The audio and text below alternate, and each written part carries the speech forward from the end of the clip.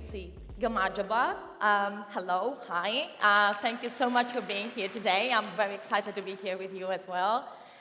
So you already met my AI virtual alter ego, Sophie, so let me just go ahead and introduce myself as well.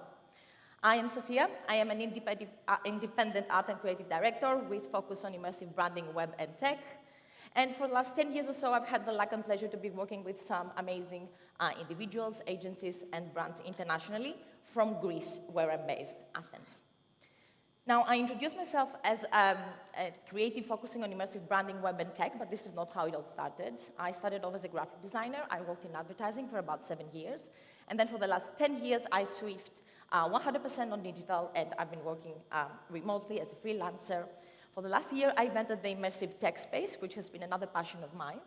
So I can confidently say that I've seen and experienced our creative industry and visual communication change over time. And I've always been a very active part of its evolution as a designer. And I have to say, this talk is quite different than the ones that I'm usually doing. I'm used to talking about branding and storytelling and creativity and colors and motion and all these things that makes us excited. That's what I do on a daily basis.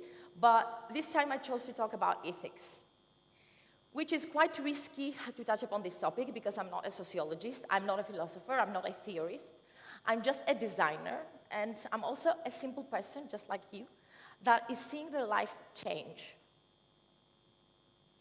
Speaking about change, for the last 3 years, we have enriched our vocabulary with way too many new words and way too many new worlds like Web3, decentralization, VR, AR, blockchain, NFTs. And we can understand that COVID has accelerated our relationship with technology, bringing us closer a future that came a lot earlier than expected. And with a lot of big, huge tech companies running the race of who's going to come first in making the best use of the metaverse technologies, things have been moving up so fast. Now, remember about the metaverse, this used to be a thing not a long time ago, but for the last couple of years, it has all been about generative AI.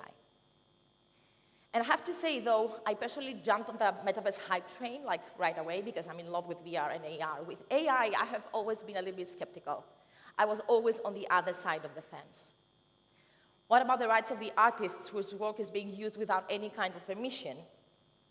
What about AI doing everything for us, making us dumber instead of augmenting us? What about AI taking over our jobs or taking over society? Now, this is not going to be a doomsday talk, I promise. I just hope that after this talk, we will feel a little bit more empowered on how to use AI. The thing is, with VR and AR, those are technologies that, without human intervention, they cannot evolve, they cannot grow. The scary thing with AI is that the more we feed it with data, the more it grows, and the more it expands, and it does that in an exponential and unprecedented way. Last May, Geoffrey Hinton, who has been called the godfather of AI, left his role at Google to be able to speak openly about the dangers of the technology that he helped to develop. Last April, a letter co-signed by Elon Musk, Steve Wozniak, co-founder of Apple, and thousands of tech leaders, historians, and researchers tried to pause the development of AI, citing profound risks to society and humanity. And we know where this all led. It led nowhere. It lasted for a couple of weeks, but that does say a lot as an action by itself. And it's definitely not all black and white, though, because with every technology breakthrough throughout history, with every huge advancement that brings change, there comes a lot of excitement and innovation, but a lot of fear and skepticism as well. So let's take first things first. Is AI going to take over our jobs? So I want to go back to history a little bit because history runs in circles, and if you are watching talks or articles relevant to the fear of AI, you must have come across these two analogies.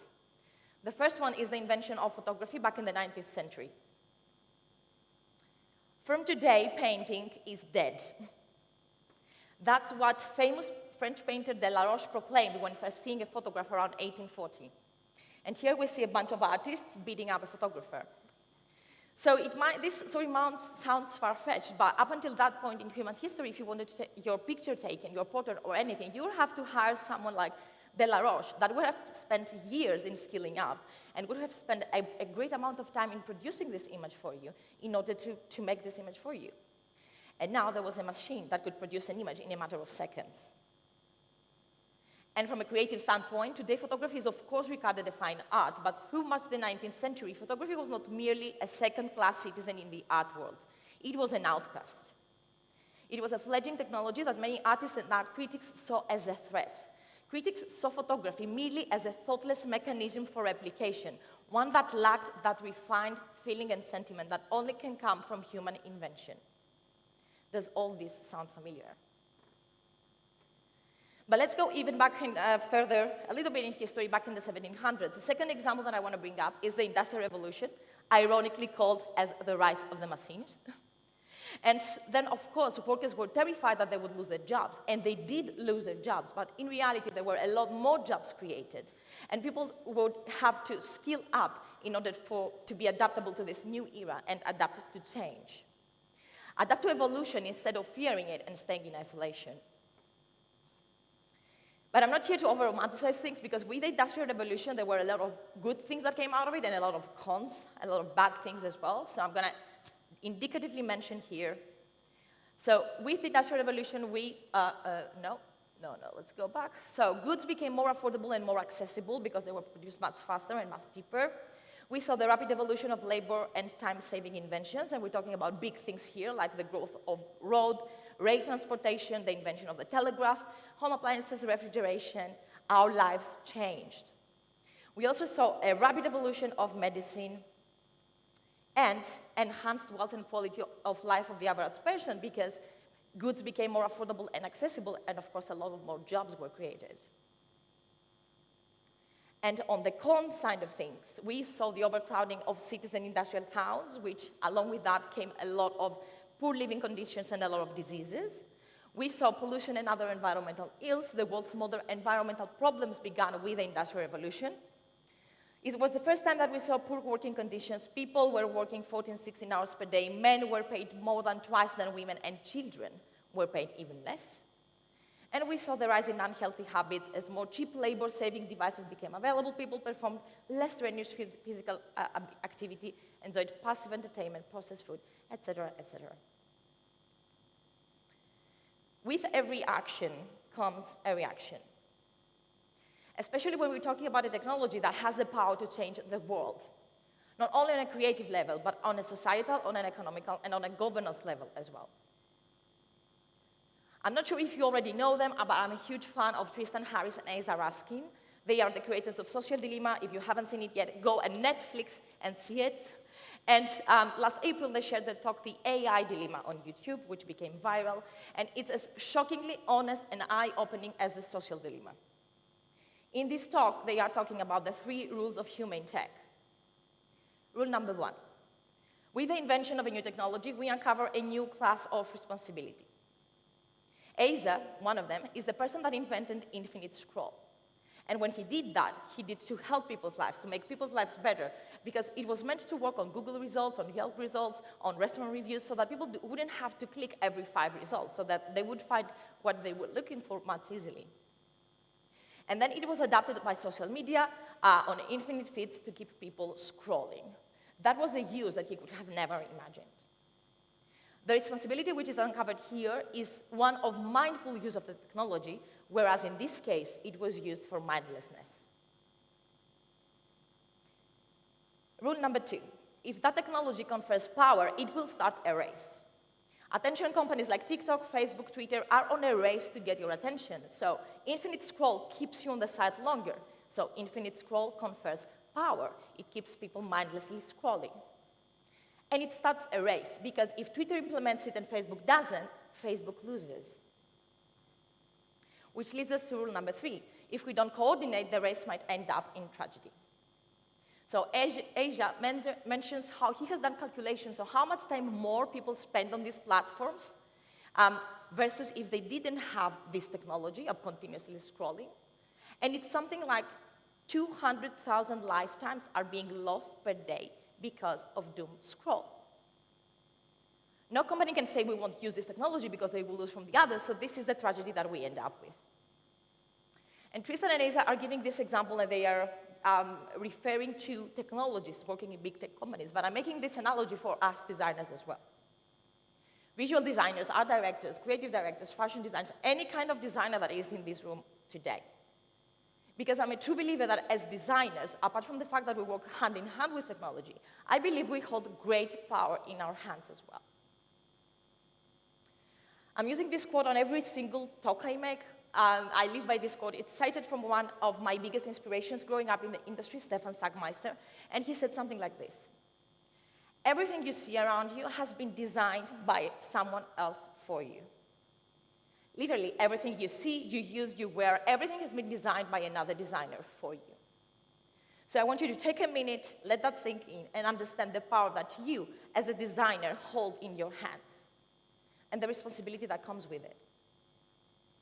I'm going to give a very quick example, again, from one of Stefan's talk that he was talking about the importance of beauty. So this is the High Line in New York. It was an elevated rail line operating from the 1980s until 2006 when its reconstruction began. But up until then, it was left abandoned and had turned into an ugly eyesore. But also a pole of attraction for criminal activities, such as dumping bodies after some murder. So people were dumping bodies out there. It was up for demolition, but after the initiative of two of its residents, it has been renovated, and it is now considered one of New York's must-see attractions. One of the most beautiful parks. The results were 6 million visitors per year, 10 times more than expected, and 0 criminal activity. Beauty, aesthetics, design go way beyond the mere representation of something visually pleasing. They can shape cultures, they can shape personalities, they can drive behaviors. And design itself, it and lifestyles. Are we all okay? Yes. All right. So as I mentioned before, I truly believe that as designers, we hold great power in our hands, and with great power comes great responsibility. So this talk today is just to prompt you to be mindful of what you create with AI and how you use it to create it, because it might have bigger or smaller effects in society that you could ever think about, and because there are still so many blind spots on the ethical and repercussion side of things. Now, this could be a conference by itself, but I decided to focus on 3 basic ethical issues that have me a bit skeptical, and hopefully they can start a conversation, because I don't have the answers right now. No one has. But this is the perfect time to pose questions. So let's start with authorship, which is hugely related to our industry, and it relates to 2 of the most basic moral principles, respect and fairness. So we all know how we can go into Midjourney, you can pop up some prompts and then ask to create an image in the style of XX artist, and then you instantly get an image that you upload on Instagram, you make money out of it, you are a social media star overnight, etc., etc. So here's the issue here. First of all, who owns the output? Is it you or the machine that made it? And secondly, what about the rights of the artists whose work is being scrapped by AI models without their knowledge or consent? Last January, Getty Images filed a lawsuit in the US court against Stability AI, accusing it of brazen infringement of Getty Images, claiming that Stability AI copied more than 12 million images from its database without permission or compensation as part of its efforts to build a competing business. The case managed to get to court just in December. And a trio of artists in the US also sued Stability AI, Midjourney, and Divine Art for infringing the rights of millions of artists by training their AI models on 5 billion images scrapped from the web without the consent of the original artists. Their case got nowhere. But it's getting stronger as more and more artists are joining. So I don't know about you, I don't consider myself an artist, but I'm an art director, and I work very closely with artists, and that doesn't sit well with me. I mean, there are practices that are being applied. For example, the content ID technology that YouTube uses could work. So on YouTube, if you wanted to use a song of an artist for your video, the artist is notified instantly, and they have the right to ask you to take it down or pay them and keep it up. Artists should have the ability to control how and where their work is being used. Next, I want to talk about one of the most basic values of ethics, which is freedom and autonomy. For the last year, we've been bombarded by tools and platforms that are meant to take the most mundane tasks off our backs and supposedly let us focus on the creative part of the process, which kind of sounds amazing, doesn't it? Galileo AI. Galileo AI has evolutionized the way user interface designs are created. Its UI design generator is trained on thousands of exceptional designs, our designs, to bring you high-fidelity layouts and illustrations for multiple platforms. Using the tool is simple. You only need a text description. Galileo AI will then generate an end-to-end interface design. Perfect. But this one is even better. Luca uses AI to design a logo, a full brand kit, and a website for your company, just in a matter of minutes. Just with a few prompts and a few logos that you choose the style from, and a whole branding project is there for you, just in a matter of minutes. The downside on the platform is that sometimes it might feel a bit basic or out of place. Yeah, no shit. And then, of course, you have ChatGPT to write the copy of the website for you, so you have a whole branding project that would take about 6 months. You have it done in about 3 hours.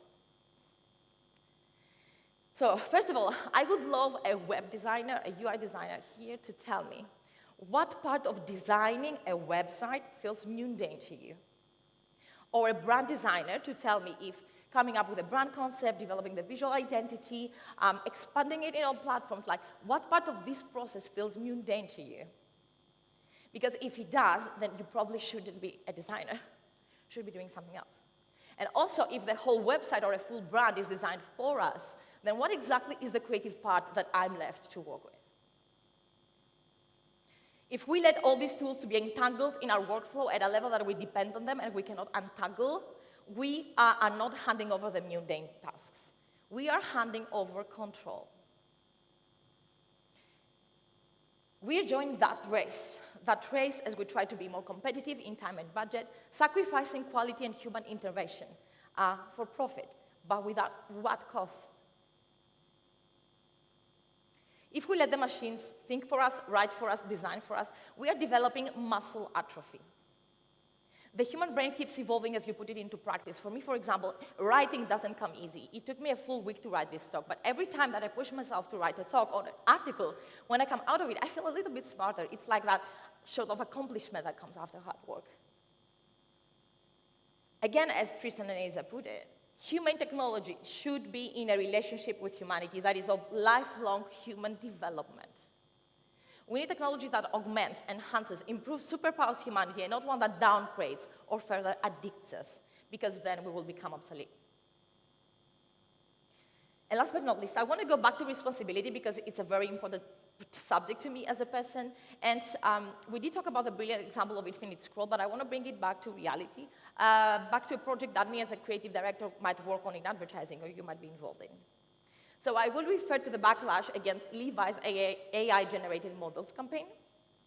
So last March, Levi's announced that they would be partnering up with La La Land to generate models of diverse body types and skin tones for their online shop as an effort to create a more inclusive, personal, and sustainable shopping experience.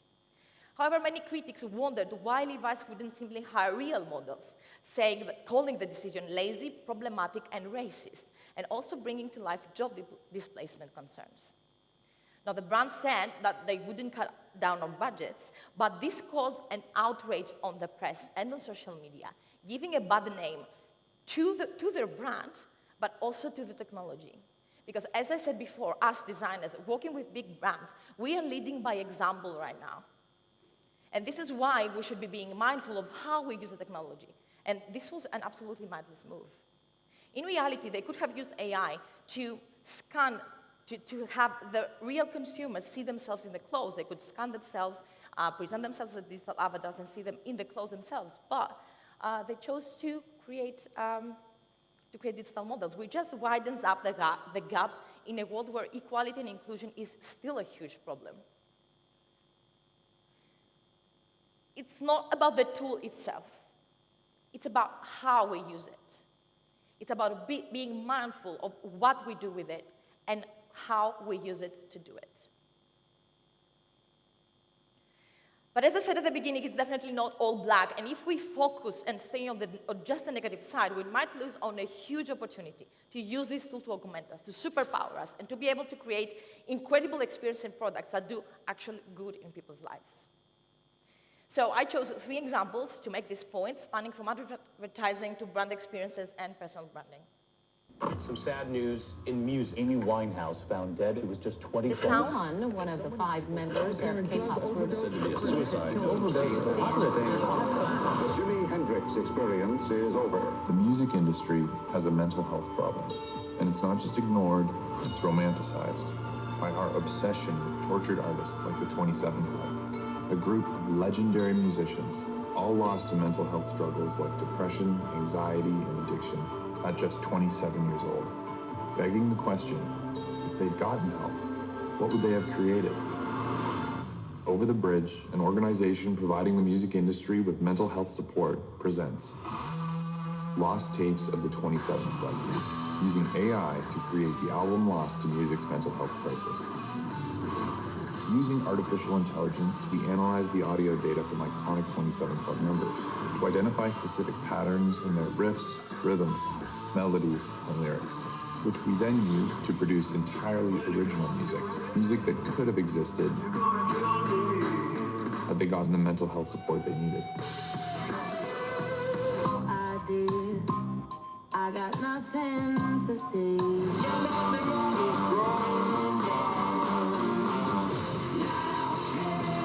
We launched the album on all major music streaming platforms, where it immediately struck a chord with our audience and reached 2 million streams in just 1 week. All of a sudden, music's mental health crisis was being discussed on a global stage, including as a trending story in music's most iconic publication and on the world's most listened to podcast. That's amazing. That could pass. But there you go. Fuck yeah, it could pass. That's good. But most importantly, musicians began reaching out for help, ensuring their music lives on, because even AI can never replace the real thing. So yeah, back in September 2021, I was invited to be a judge at the interactive category of the Canadian Advertising and Design Awards, and I came across this social awareness campaign. I was mind blown. I was a big fan of Kurt Cobain. He was my teenage crush. So when I heard his voice again, and I heard his song, which could totally be his, it almost brought tears to my eyes. It hit that emotional chord. And I mean, with 830% increases in people in the music industry reaching out to seek help, like, this is kind of big. Things have changed a little bit now, but I truly saw this as an incredible creative use of AI. The second example that I'm going to bring up is an amazing project by Unit 9, and I have to know that I worked with Unit 9, but not on this project. A lot of amazing creative directors did that. But I wanted to showcasing it because apart from work that does immediate good, it affects society like the previous project on a social level. For me personally, I believe creating moments of delight, moments of great entertainment or a beautiful brand experience that helps people get outside their everyday routines and problems is extremely important as well. We need these moments of delight in our everyday lives that are essential to our mental health. As I said before, they shape, promote culture, and overall they're making our lives more interesting and beautiful. Now on the court, John McEnroe. You cannot be serious! Get away from me!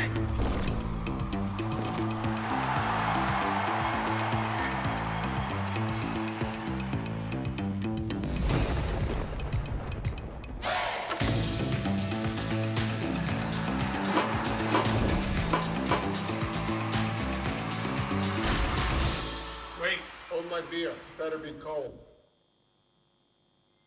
Yeah, that was a mind-blowing project. So Unit 9 created a world-first physical versus virtual tennis match where the real-life John McEnroe and his digital avatar were playing at the same time. They used a combination of technologies, artificial intelligence, Unreal meta-human technology, body tracking, and synchronized robotic arms.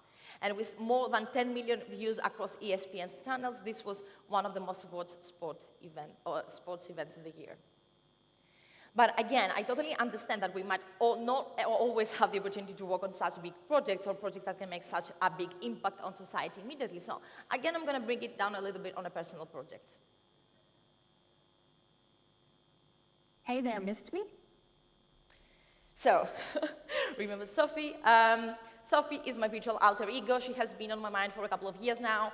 As I said before, I'm fascinated by VR, virtual worlds, and all this kind of stuff. So I wanted to explore if I could be anything I wanted in this virtual world. What would I be? What would I do differently? And if I did things differently, would that mean that I'm not fulfilling my real potential at the full? So all these philosophical questions, but at the same time, from a technical perspective, just because I don't have the opportunity to work with new tech on the projects of my everyday to-day work, I'm using always my personal branding and my personal website as a safe place, a safe playground to experiment. So first thing I did, I tried photogrammetry. I went and photoshooted myself 360. We came up with a model that looked more or like this, more or less like this. We gave it to a 3D designer to refine it. It looked hideous. I'm not showing it today, but it was the first attempt. Uncanny Valley, disgusting. So attempt number 2 was to use the Unreal Engine MetaHuman creator, which provided me with a result that was okay. But if you know how this works, it's like an image bank. So these are already made components. So you get a result that is kind of basic with no personality. Everyone can have it. So she didn't do it for me.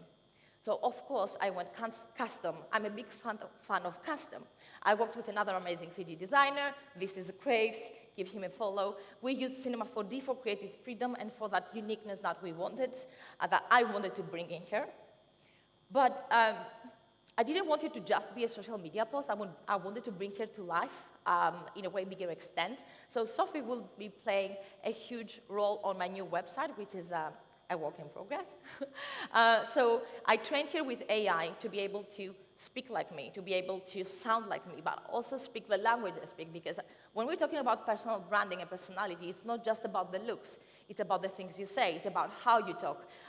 It's a combination of things. So we are working on her. She will be online in a few months, in a little bit of time now. If you are courageous enough and you want to try it out, it's a work in progress. Now, she might call you Nick. She might call herself Nick. It's an experiment. It's a work in progress. As Pablo said previously, you know, working with AI might sound easy, but it's definitely not, because it's not there yet. So we're constantly changing things, and we're trying to make her work. But yeah, this is Sophie, and back to where we were. Me, a skeptical, on the other side of the fence, cursing AI at the beginning. I decided to feed a model with all my writings, with my voice, with my face, and put her up on a public test. Because as I said before, it's not about rejecting the technology itself. It's not about isolating ourselves from inevitable evolution, from advancements that lead to undeniable evolutions. It's about being mindful of how you use it in a way that is not hurting yourself or others. And I want to go back to this amazing campaign a little bit, because this was 2 years back, and then I was discussing it with a friend recently, and he was like, okay, yeah, amazing, Sofia, but Kurt and Amy and Jimi Hendrix, like, they didn't have a say in it. They don't have a say in it. We're using the data, and they don't have a say in it. And I'm like, yes, you're right. I mean, I gave up my data willingly. McEnroe gave his data willingly, but I don't have the answer for this. As I said before, no one does at this moment, but this, because we're at the birth of it, this is the perfect time to ask questions. So I'm finishing up here. This is a blog by Nick Cave. I hope you all know them, because I see a lot of young people in the audience. I hope that you all know Nick Cave. This is a personal blog of his, not exactly a blog. It's a place where you can ask Nick a question and he comes back to you. So there was a fan that asked. I asked GPT to write a song in the style of Nick Cave, and this is what it produced. What do you think? And this is what he answered. This song sucks. Songs arise out of suffering, by which I mean they are predicated upon the complex internal human struggle of creation, and well, as far as I know, algorithms don't feel. Data don't suffer. This is what we humble humans can offer that AI can only mimic, the transcendental journey of the artist that forever grapples with his own or her shortcomings. It may sound like I'm taking this a little too personally, but I'm a songwriter who is engaged at this very moment in the process of songwriting. It's a blood and guts business here at my desk that requires something for me to initiate the new and fresh idea. It requires my humanness. And again, I'm not over-romanticizing pain here. No, me as a creative, in order to be creative, I have to be excited. I have to be inspired. But what I want to say here, and what Nick Cave is trying to say here, is that every original creative output, in order to be original, and that an output that is not a replica or a pastiche, it comes from human emotion and human experiences and your personal professional journey. We can't let those human elements go into distinction, because that's what's going to make us essential moving forward. Although our future is increasingly tech-powered, it remains human-centric. Human creativity and emotional intelligence cannot be replaced. So if I could wrap it up to some key takeaways from my take on AI and the future, those would be: embrace and cherish your humanness, because it's precious. AI underlines the importance of humanity and hanging on to what makes us humans and cannot be replicated. Emotion, ingenuity, spontaneity, innovation comes from the human mind and soul. We are the ones that created AI, after all. It's humans and the machine. Use the technology in a collaborative way that will enhance and it will augment and it will constantly help you develop as a person and as a professional. We shouldn't look to depend on AI, but to collaborate. Values first. Building robust ethical frameworks around AI and all new technologies is essential, and it is a work in progress. Technology can really empower people if it aligns, it promotes, it supports human values. And last but not least, continuous education. Education is empowerment. I know it's hard to keep up, but try to stay educated to your capability about the developments, the dangers, the opportunities of the technology, and try to educate the people around you as well. The potential of humanity to have a golden age of flourishing is possible, but it starts and it ends with us. It's in our hands to do this right. Thank you.